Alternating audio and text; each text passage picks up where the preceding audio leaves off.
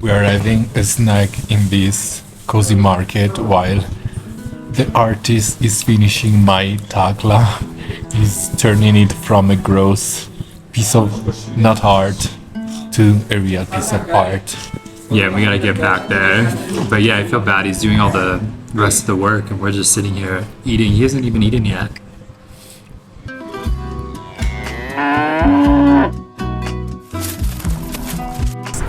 Down there is Shangri-La. Let's make a little bit of an intro. Actually, this is not the old name of the city, the one that is 1,300 years old. The old name was Zhongdian. And basically, they choose to call it Shangri-La in 2001. It was basically a marketing move to attract tourism here. And Shangri-La is the famous novel of James Hilton named Lost Horizon. And I think the operation worked well because we were reeled in. And also there was a fire in 2014, so almost all the city was damaged. But yeah, since then they rebuilt a lot. We're about to having some Tibetan hotpot. And we're starting off with a Shangri-La beer. They have a lot of different varieties. This one's a German lager. Funny that they're making German lager all the way up in Shangri-La. Prost. I forgot. Prost. It's good. Gambe It's a lager. Drink it all. Shishi. As you can see, we took the small one. And this is the yak meat. She recommended this. It looks so thin. Yeah, it's enough for two. It's just the table that it's huge. Yeah. Table for two. Look at these massive chunks of meat. This is not a vegetarian place, for sure. Although you can find vegetarian things. And we couldn't miss to order the butter tea, which is very dense. And you can get it sweet or salty. Of course, I went for the sweet one. And yeah, locals have it to keep themselves warm. And probably fatter too. It is so freaking good. Let me try it. Yeah, I mean, I don't taste the butter, but it even tastes like a little peanutty, like sugary and peanutty. It's delicious. It smells like a sneakers. Wow, it's very sweet. Yeah, delicious. Yeah, the meat is really, really tender. I think this one is beef. And then we're gonna go ahead and add the yak in. It's nice not having to share the hot pot with strangers. We'll put a link about that. We did that during the excursion in Lijiang. And now it's time to put them. I put it all. Yeah. It's frozen. It was frozen. Yeah. How's the yak? It's good. It's thin. It's not like super tender. It's a bit chewy. It's not like the most flavorful meat. Like when we had it in Tiger Living Gorge dried, that was really, really nice and flavored. I think in a different type of hot bite, it might be a little bit more flavorful, but it's yummy. Down with the hot pot, we were saying that the flavor is not very unique. It reminds me the soup my mother does. She uses the same part of beef, except of course for the yak, but it's something that I could have every night in winter. Yeah, I would definitely say it's like functionality over flavor, although the flavor is still there, especially because they're trying to target it for like tourists and stuff. But it's definitely, you know, this Tibetan culture. They're up in the mountains, 3,000 plus meters up, so they have to eat for functionality, and it's about keeping themselves warm in the winter and everything. But I would still definitely suggest it. It was awesome. Yeah, and now let's finish the yak butter, which we kept it as dessert. Oh wait, because it's like a Snickers. It really is. It tastes like a Snickers. Minus the chocolate. Look how much peanuts are inside. This reminds me our old titles with the two cats. Oh, yeah. We didn't even think about it. We're walking around this cute little park right now. Yeah, I think it's a reservoir. a reservoir, and there's ducks that are happy. AKA a fake lake. Yeah, vaguely. But it's beautiful. There are many sculptures made of steel. It's called Xiangbala Park. Just to like let you know how cold it is. 2 weeks ago we were in Xishuangbanna. We'll put that video, and we were in tank tops, and that's the same province but in the very south. And now here we are in like basically almost winter clothes. I'm freezing. Yeah, I'm missing another dry. layer. Luckily we bought the gloves. Yeah. Cute hat. I don't know really how can you deal with it. Yeah. Just seeing you makes me cold. One thing I have to say about this area is there is like a weird police presence around. Like even when we were at the gym, there was 4 police there. Yesterday we saw members of a SWAT team. There's cameras everywhere. It's definitely like a little bit more, I guess, surveillance than some of the other places we've been to. Would you say? Yeah, it seems like these are the yaks. These are the only one we saw not in our dish, and it's a unique breed from the Tibetan Chinese plateau.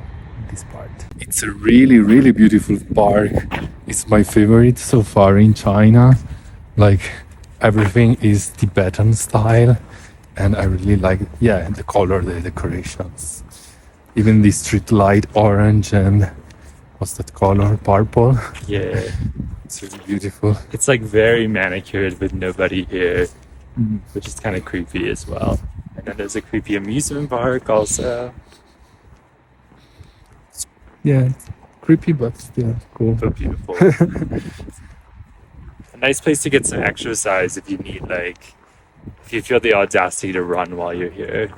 Yeah, and it also seems quite new. Yeah. Everything, which makes it less creepy. These structures represent the 8 Tibetan treasures, which is the vulgar word for the 8 auspicious phases in Tibetan Buddhism. Okay, we're at this little restaurant where you can get a bowl of noodles, and it's actually like a big mug of noodles in kind of a propaganda cup.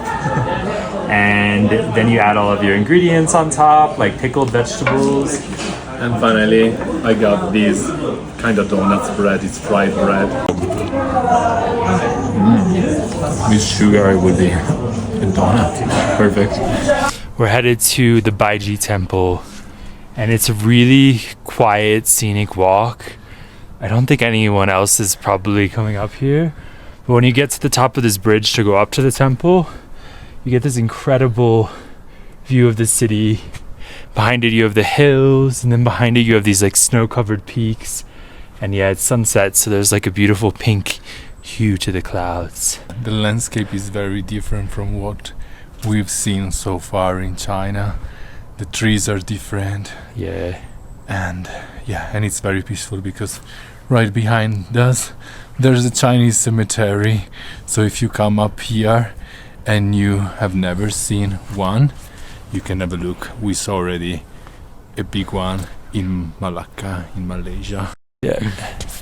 Let's go to the temple. This is a bit of a creepy walk because there are gravestones, like massive mausoleums or whatever you call them here, as you walk up to the temple, and it's getting dark. Maybe we should have chosen a lighter time to do this. We'll walk back in the dark, which would make it even more creepy. Yes. Another day, another hike. Oof. There's like a piece of skull with teeth on it.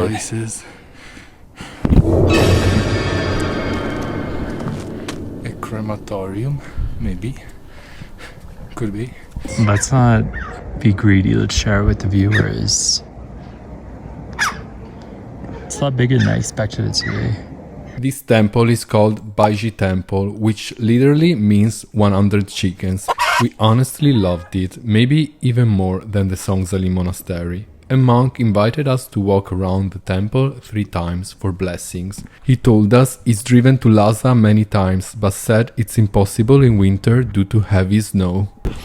That's a yak. Yeah, literally, we said today we had never seen a yak in its not human, in its animal form, and here it is. So it's not a mythologic creatures for us anymore. I'm sorry that we ate your siblings. Oh, it's really beautiful and hairy.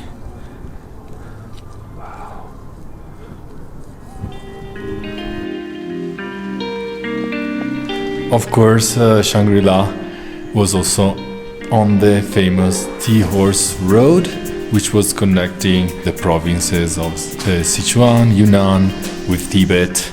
There might be multiple routes because this one's going from Kunming up to Lhasa, and then this one's going from Chengdu in Sichuan up to Lhasa. So I think there's multiple. Yeah, but Shangri-La routes. was on the route. Yeah, which is on this route. which is on this one. Yadong, yeah, exactly. Anyway, we were at the very beginning of the Tea Horse Road, where tea is produced. And we made a video about it. Yes. So go to it. It's the Pu'er region video.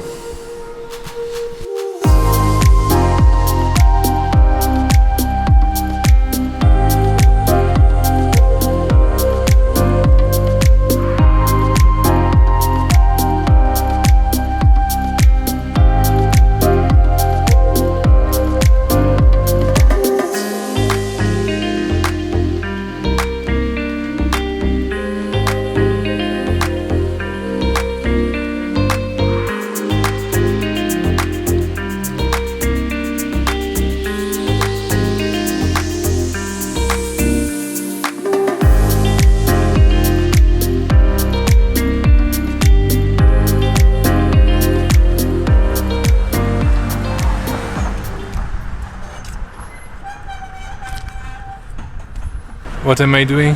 Nothing, just praying on the street. Good afternoon. It's almost sunny now, but it wasn't this morning when we visited the Potatso, the main national park of China, the first national park of China. Yes. And this will be the topic of our next video. So if you're interested, watch the next video. Yeah, there will be a link eventually, but not until that next video comes out. It's always confusing doing that. Yeah, a retro link will magically appear on the top of the screen. Yes. So anyway, for one of our last activities, since we're leaving Shangri-La tomorrow, is that we're going to be participating in a Thangka drawing class experience, which is something we're going to explain when we actually get to the workshop.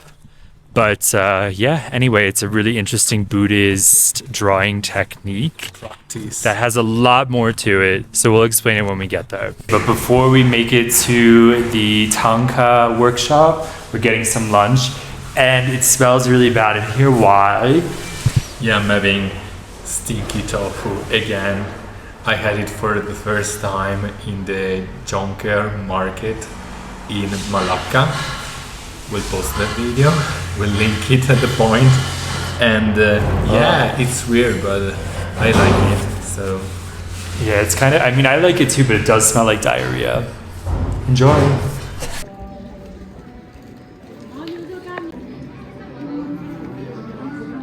So we're going upstairs to our Thangka workshop. You ready? I'm ready to paint. I actually wanted to do the Buddha's head, but it's more expensive. So yeah, the fabric isn't sustainable yet, but you can support us on Patreon to follow the journey behind the scenes and more. The link's in the description. Become part of the fabric. Because that one comes with the frame like that, so I picked up this one, which I think is connected with the 8 auspicious symbols of Buddhism. Thangka is really cool. Normally it's not done on paper, it's actually done on like a different material. It would be done on cotton or silk or something, and the idea of them is it's more like, it's not just artistic, it's also spiritual. So sometimes like religious deities will be written on it, or scriptures, and they're portable so that they can be carried around. Yeah. So in case you want to introduce yourself to monks or things like that. And actually every draw has to respect like some proportions, measures. Literally, they start with a grid that's like basically decided by I don't know who, but it's a very strict process. And then the Buddha's head, for example, has to be also very strictly proportioned within that grid. So it's impossible. It's very, very hard to actually be really good at this. Yeah, I actually wanted to draw it myself from zero. But yeah, I think you need a master to teach you how to do it for the whole process. Sure. And it takes long time. So I'll go for the printed one. The pre-drawn one. I'll give it to my family and I'll pretend that I did it from blank. So if we fail at these drawings, at least we've gotten free cake. It's the birthday of a kid here, so we got a cake slice for free. You ready? Let's start with the yellow. I want to make it more colorful than the example. Yeah, use a lot of colors. Yeah, I really feel like it's a mandala. So we had an app for the phone, it was called a mandala something. And me and Ryan used to play, especially when we're on the airplane and have no Wi-Fi. I can...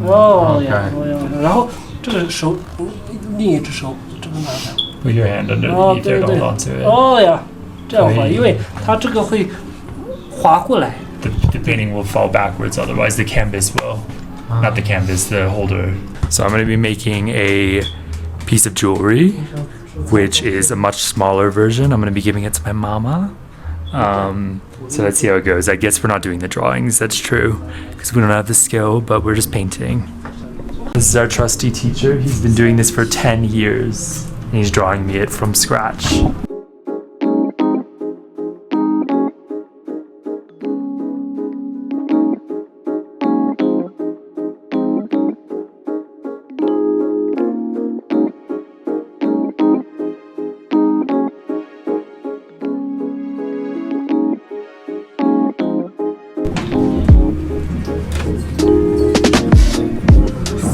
Like, so it requires me to like look and concentrate so closely, and yeah, I feel like I need to be perfect at this or our teacher, our Laoster, is gonna judge us.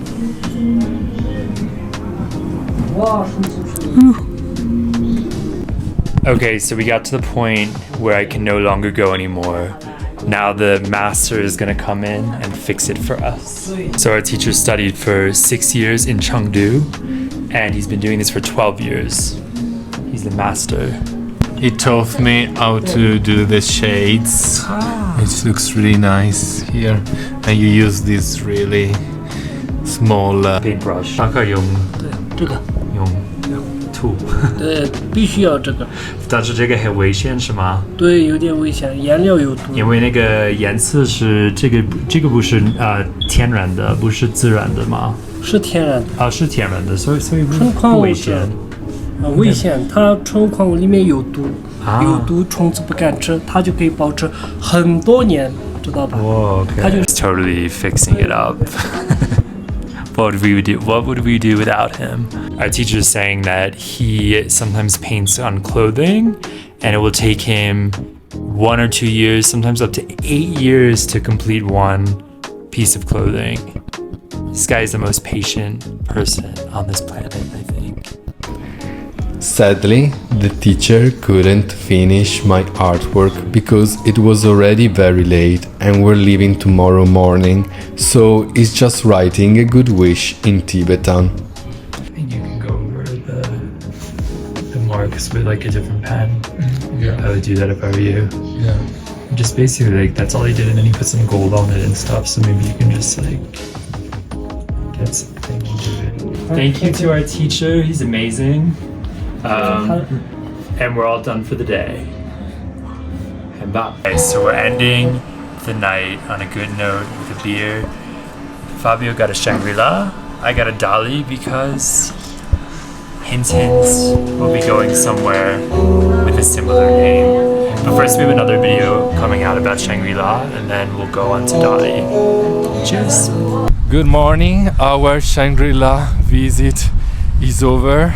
It was really cool. We loved it here. We want to go to Tibet now. Yes, I'm really sad to leave actually, but on to bigger and better things like Dali. But we do have another video coming out about Shangri-La and the Potatso Park. But we hope you enjoyed it and learned something new, and please subscribe if you haven't already, and we'll see you at the next video.